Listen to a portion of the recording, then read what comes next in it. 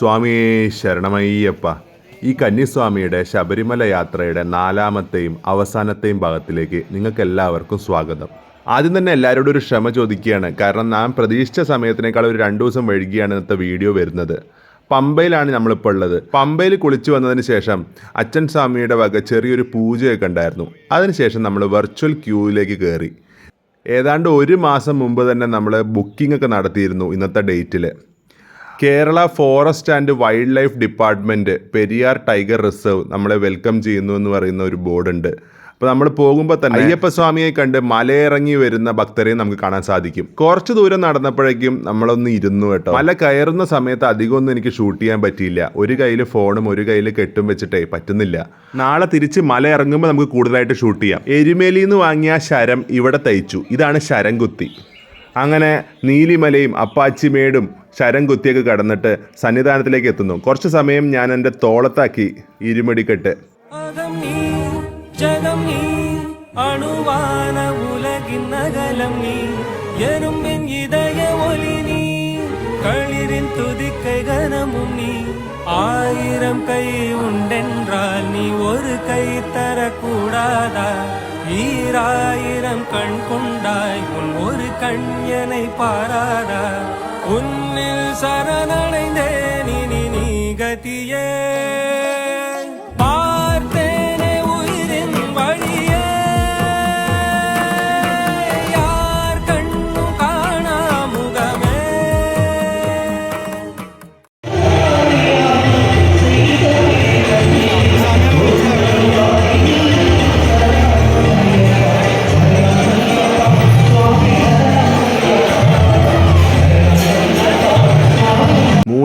മണിക്കൂറോളം എടുത്തിട്ട് മല കയറിയിട്ടുണ്ട്. ഇവിടെ എത്തി. ഇനി അയ്യപ്പസ്വാമിയെ കാണാൻ പോവുകയാണ്. ആ പുണ്യദർശനം 18ാം പടിയാണ് നിങ്ങൾ ഈ കാണുന്നത്.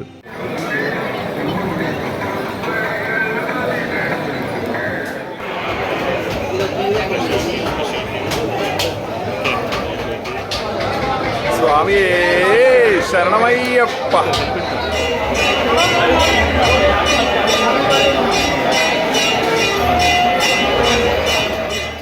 ഈ കന്നിസ്വാമിക്ക് അയ്യപ്പസ്വാമിയുടെ ദർശനം ഏതാണ്ട് ഒരു 30 സെക്കൻഡോളം കിട്ടി.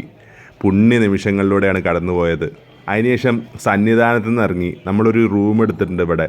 അവിടെ ഈ നെയ്യഭിഷേകത്തിനുള്ള നെയ്യ് നമ്മൾ തേങ്ങയിൽ നിന്ന് മാറ്റുന്ന ഒരു ചടങ്ങാണ്. സ്വാമി ശരണം. അപ്പം ഞാൻ പമ്പയിൽ നിന്ന് മല കയറിയത് മുതൽ ലൈവ് വോയിസ് ഒന്നും തന്നെ ആഡ് ചെയ്തിട്ടുണ്ടായിരുന്നില്ല. കാരണം മലകയറ്റം കുറച്ച് കഠിനം തന്നെ, കുറച്ചല്ല അത്യാവശ്യം കഠിനം തന്നെയാണ്. ഞാൻ നല്ല കഷ്ടപ്പെട്ടിട്ടുണ്ട്. എല്ലാവരും മുന്നിൽ പോയി എനിക്ക് വേണ്ടിയിട്ട് തന്നെ കുറേ സമയം പോയിട്ടുണ്ട്. ഞാൻ എല്ലായിടത്തും ഇരുന്നൊക്കെ തന്നെ വന്ന് സമയമെടുത്ത് തന്നെ വന്ന് നല്ലൊരു ട്രക്കിങ്. ഇന്ന് പിന്നെ ഭഗവാനെ വളരെ നന്നായിട്ട് ദർശിക്കാൻ പറ്റി. 18ാം പടി കയറുമ്പോഴും വലിയ തിരക്കൊന്നും ഉണ്ടായില്ല. അതുപോലെ തന്നെ ശാസ്താവിൻ്റെ അടുത്തും നാളികപ്പുറത്തിൻ്റെ അടുത്തും നന്നായി തൊഴുതിട്ട് ഇറങ്ങി. ഇപ്പോൾ നമ്മൾ ഇവിടെ ശബരിമല സന്നിധാനത്തിന് അടുത്തുള്ള തേജസ്വിനി എന്ന് പറയുന്നൊരു സ്ഥലത്ത് നമുക്ക് പാവിരിക്കാനുള്ള സ്ഥലം കിട്ടിയിട്ടുണ്ട്. അപ്പോൾ ഇനി ഒന്ന് ഫ്രഷപ്പ് ആവണം. ഭക്ഷണം കഴിച്ചിട്ടാണ് വന്നത്. ഫ്രഷപ്പ് ആവണം. കൂടുതൽ വിശേഷങ്ങളൊക്കെ ഞാൻ വഴി അറിയിക്കാം. അത്യാവശ്യം നല്ല ടയർഡാണ്, കയ്യും കാലൊക്കെ വേനിക്കുന്നുണ്ട്. പക്ഷെ നന്നായി തൊഴുതു കേട്ടോ. ഇനി നമ്മൾ ഒന്നും കൂടിയും പോകുന്നുണ്ട് പുറത്ത് നിന്ന് തൊഴാൻ. 11 മണിക്ക് ഹരിവരാസനം, ശ്രീ KJ യേശുദാസിൻ്റെ ശബ്ദത്തിൽ ഹരിവരാസനം ഭഗവാൻ ഉറങ്ങാൻ പോകുന്ന സമയത്ത് അതും കൂടിയും കേട്ടിട്ട് റൂമിലേക്ക് തിരിച്ചു വരാം. നമ്മുടെ റൂമിൻ്റെ ജനലിൽ നിന്നുള്ള ഒരു വ്യൂ ആണിത്. 1/2 മണിക്കൂറിനുള്ളിൽ തന്നെ നമ്മൾ വീണ്ടും ഇറങ്ങി കേട്ടോ. ആദ്യം നമ്മൾ പോയത് മഹാകാണിക്കയിൽ നമ്മൾ കൊണ്ടുവന്ന കാണിക്കകളെല്ലാം തന്നെ ഇവിടെ സമർപ്പിക്കാൻ വേണ്ടിയിട്ട്. നാട്ടിൽ നിന്ന് ഒരുപാട് പേര് കാണിക്കകൾ നൽകിയിട്ടുണ്ടായിരുന്നു. അപ്പോൾ അതെല്ലാം തന്നെ അച്ഛനെ ഏൽപ്പിച്ചു. അപ്പോൾ അച്ഛനാണിത് സമർപ്പിച്ചത്.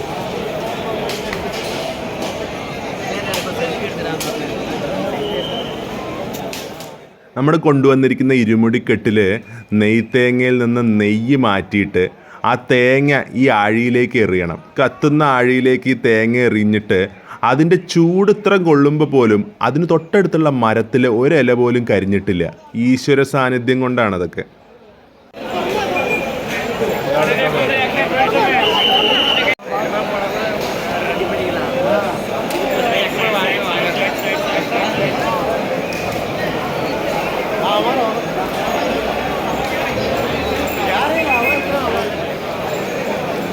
സ്വാമി എവിടെ പോയി?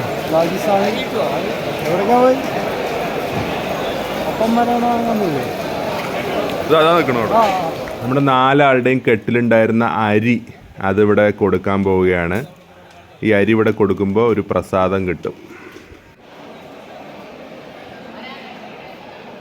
ആ പ്രസാദമൊക്കെ കഴിച്ചു. പിന്നെ നിങ്ങളെല്ലാവരും വെയിറ്റ് ചെയ്യുന്ന മറ്റൊരു ഐറ്റം ഉണ്ട്, അരവണ. ശബരിമല എന്ന് കേൾക്കുമ്പോൾ അയ്യപ്പസ്വാമിയും മാളികപ്പുറവും 18-ാം പടിയൊക്കെ കഴിഞ്ഞാൽ നമുക്ക് ഓർമ്മ വരുന്നത് എന്താ? അരവണ തന്നെ. അങ്ങനെ ഒരു 5 എണ്ണം നമ്മൾ വാങ്ങിയിട്ടുണ്ട്. ഷാജിമാമ ഒരു ബോക്സ് മറിച്ച് വാങ്ങിയിട്ടുണ്ട്. സമയം 10:45. എല്ലാവരും ഹരിവരാസനം കേൾക്കാൻ വേണ്ടി കാത്തിരിക്കുകയാണ്.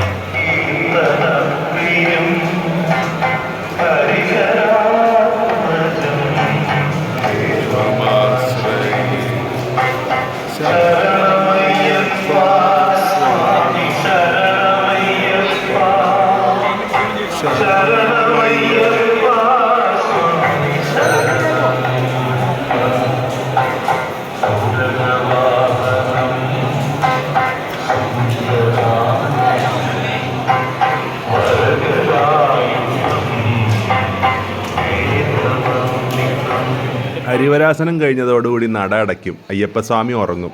പിന്നെ അടുത്ത ദിവസമാണ് ഭക്തർക്ക് ദർശനമുള്ളൂ.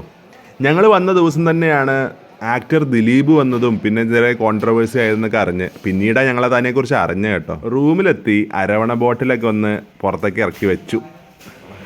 വ്ളോഗിനുള്ള ഒരു എനർജി ഇല്ല സംസാരിക്കാനേ, അതുകൊണ്ട് ജസ്റ്റ് ഇങ്ങനെ എൻ്റെ മുഖം കാണിക്കും. അവിടെ കുറച്ച് ഒരാഴ്ച കഴിഞ്ഞിട്ട് സൗണ്ട് കിട്ടും. അപ്പോൾ നമുക്ക് നാളെ കാണാം. 2 മണിക്ക് ഇരിക്കണം. 2 മണിക്ക് ഇപ്പോൾ സമയം 12 മണി. ഉറങ്ങട്ടെ. അതെ, അതന്നെ ഞാൻ ഇപ്പോൾ പറഞ്ഞത്. അത് തന്നെ ഞാൻ എൻ്റെ പ്രേക്ഷകരോടും പറഞ്ഞത്. ഇപ്പോൾ സമയം 12, 2 മണിക്ക് ഇരിക്കണം. 2 hours ലേറ്റ്.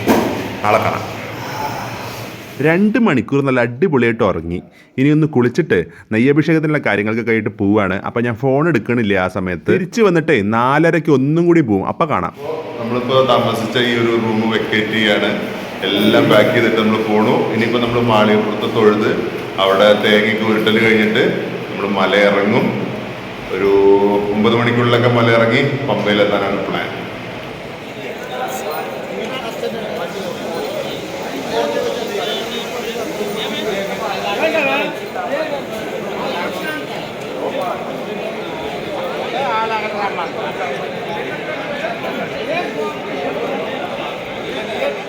അയ്യപ്പസ്വാമിയുടെ കഥയെക്കുറിച്ചും മാളികപ്പുറത്തിനെ കുറിച്ചൊക്കെ പ്രത്യേകിച്ച് ഞാൻ പറയേണ്ട ആവശ്യമില്ലല്ലോ, എല്ലാവർക്കും അറിയാമല്ലോ.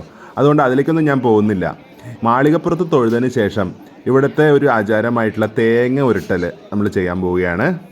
തേങ്ങ ഉരുട്ടി കഴിഞ്ഞപ്പോഴാണ് കണ്ടത് എല്ലാവരും ഇങ്ങനെ പട്ടെറിയുന്നുണ്ട്. അപ്പം നമ്മുടെ കയ്യിലുള്ള പട്ടും മാളികപ്പുറം ക്ഷേത്രത്തിൽ ആ റൂഫിന് മേലേക്ക് ഇങ്ങോട്ട് എറിയാം. ഇനിയിപ്പോൾ നമ്മുടെ കെട്ടിലുണ്ടായിരുന്ന മറ്റു സാമഗ്രികളൊക്കെ തന്നെ ഓരോ ഭാഗങ്ങളിലായിട്ട് സമർപ്പിക്കണം. അതൊക്കെയാണ് ആചാരം. അപ്പോൾ അതിലേക്കൊക്കെ പോവുകയാണ്. അത് കഴിഞ്ഞിട്ട് വരാം.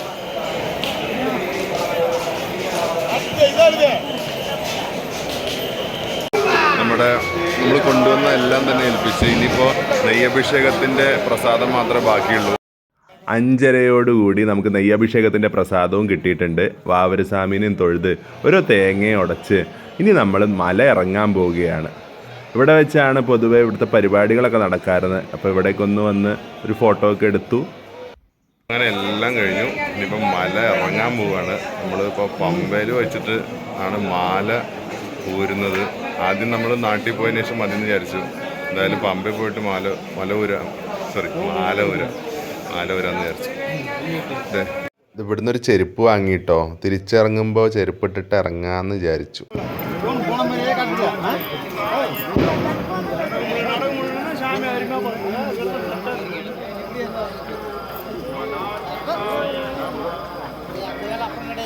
ഈ കാണുന്നതാണ് ഡോളി സർവീസ്. പ്രായമായവരും അല്ലെങ്കിൽ ഹെൽത്ത് ഇഷ്യൂസ് ഒക്കെ ഉള്ളവരെയൊക്കെ ഇങ്ങനെ മല കയറ്റി കൊണ്ടുവരും 4 ആൾക്കാർ ചേർന്നിട്ട്. അത് ഭയങ്കര ഒരു എഫേർട്ട് തന്നെ കേട്ടോ. പമ്പേന്ന് സന്നിധാനത്തേക്ക് ഒരാൾക്ക് 3250 വൺ സൈഡ്, 2 സൈഡാണെങ്കിൽ 6500. അതാണ് ഡോളിയുടെ റേറ്റ്.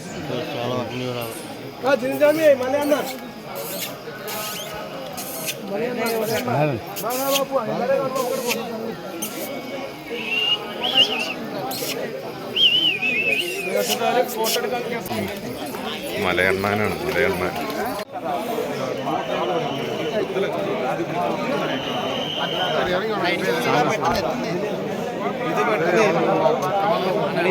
എല്ലാവരും പറയാറുള്ളത് മല കയറുന്നതിനേക്കാൾ സ്ട്രെയിൻ മല ഇറങ്ങുമ്പോഴാവുന്നതാണ്. എന്തായാലും ഇതുവരെ സ്മൂത്താണ്. അതിനിപ്പോൾ നമ്മൾ തുടങ്ങിയിട്ടേ ഉള്ളൂ. ജസ്റ്റ് ഒരു 10% ആയിട്ടെന്ന് പറയാൻ പറ്റൂ. 2 സ്വാമിമാരും മുന്നിൽ പോയി, ഞാനും ഗുരുസ്വാമിയും പതുക്കെ പോയിക്കൊണ്ടിരിക്കുകയാണ്. ഞങ്ങളുടെ ടൈം ടാർഗറ്റ് എന്ന് പറയുന്നത് 8 മണിയാണ് പമ്പ. ഇപ്പം നമ്മൾ ശരിക്കും പറഞ്ഞു കഴിഞ്ഞാൽ ബിഫോർ ടൈമിലാണ് പോയിക്കൊണ്ടിരിക്കുന്നത്. എന്തായാലും 8 മണിക്കുള്ളിൽ അവിടെ എത്താം എന്ന് പ്രതീക്ഷിക്കാം. പിന്നെ ഇന്ന് അത്യാവശ്യം നല്ല തിരക്കുണ്ട് കേട്ടോ. ഫ്രൈഡേ ആയി, സോ വീക്കെൻഡ് ആവുന്നു. അതുകൊണ്ട് തന്നെ അടുത്ത 2-3 ദിവസങ്ങളിലൊക്കെ നല്ല തിരക്കായിരിക്കും. നമുക്ക് എന്തോ ഭാഗ്യത്തിന് തിരക്കൊന്നും അധികം ഇല്ലാണ്ട് എത്താൻ പറ്റി. നമ്മുടെ മല ഇറക്കം തുടരുന്നു.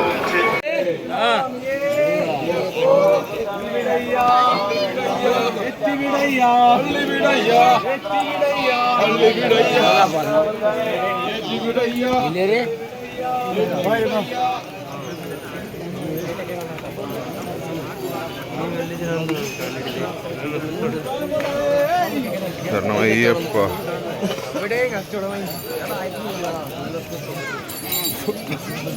ഏതാണ്ട് അപ്പാച്ചിമേടിൻ്റെ അവിടേക്ക് എത്തിയപ്പോഴാണ് ഇങ്ങനെ ഒരു വ്യൂ പോയിന്റ്. അങ്ങനെ മല ഇറങ്ങുമ്പോൾ ദൂരെ നിന്ന് തന്നെ കണ്ടിരുന്നു.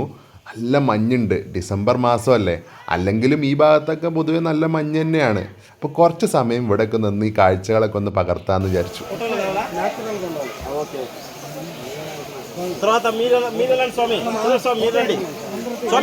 ഇന്നലത്തെക്കാളും കൂടുതൽ ആളുകൾ ഇന്ന് പോകുന്നുണ്ട്.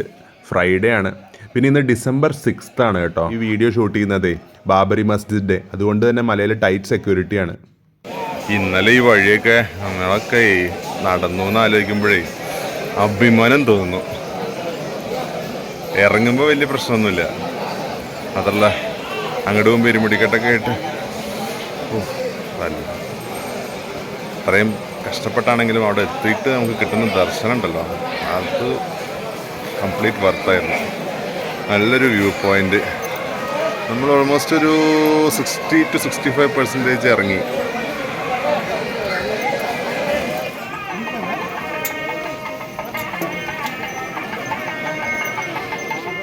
നമ്മുടെ വണ്ടിയുടെ ആള് അജിരാജേട്ടൻ ഇങ്ങനെ വിളിച്ചോണ്ടിരിക്കുന്നുണ്ട്. ആളവിടുന്ന് പോകുന്നുണ്ട് തോന്നുന്നുണ്ട്. പമ്പയിൽ അധികം സമയം വണ്ടി വന്ന് നിർത്തിയിടാൻ പറ്റില്ല, അതാണ് കാര്യം. അജിരാജേട്ടൻ്റെ പിന്നെ അവരുടെ വിഷ്ണു ട്രാവൽസിൻ്റെയൊക്കെ കോൺടാക്ട് ഡീറ്റെയിൽസ് ഞാനിവിടെ വീഡിയോയിൽ കൊടുക്കാൻ, ഡിസ്ക്രിപ്ഷനിലും ആഡ് ചെയ്യാം. അപ്പോൾ ഷൊർണൂർ ഭാഗത്തു നിന്നൊക്കെ നിങ്ങൾ എന്തെങ്കിലും ലോങ് ട്രിപ്പൊക്കെ പോകുന്നുണ്ടെങ്കിൽ കോൺടാക്ട് ചെയ്യാൻ എളുപ്പമായിരിക്കും. നല്ല സർവീസാണ് അവരുടെ. എനിക്ക് നടന്ന് കടച്ച് ക്ഷീണമായി തുടങ്ങിയിട്ടോ. ഈ ഒരു അവസാനത്തെ 2 ലാപ്പ് എത്തിയപ്പോഴാണ് ശരിക്കും ഒരു മസിൽ പെയിൻ വന്നു തുടങ്ങിയിട്ടുണ്ട്. നമ്മളങ്ങനെ പമ്പയിലെത്തിയേ. അങ്ങനെ പമ്പ ഗണപതിയുടെ മുമ്പിലെത്തി. അതാണ്ട് 2.25 മണിക്കൂർ മലയിറക്കം.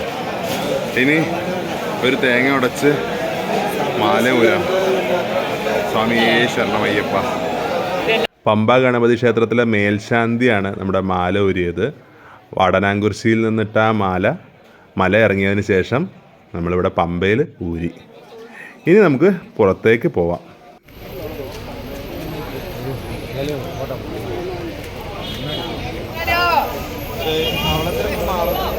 ഇവിടെ പമ്പയിൽ നിന്ന് നിലയ്ക്കലിലേക്കൊക്കെ പോകാനുള്ള KSRTC ബസ്സുകളാണ്. അതുപോലെ തന്നെ ഒരുപാട് സൂപ്പർ ഫാസ്റ്റ് ബസ്സുകൾ കേരളത്തിൻ്റെ പല ഭാഗങ്ങളിലേക്കും പോകുന്നുണ്ട്.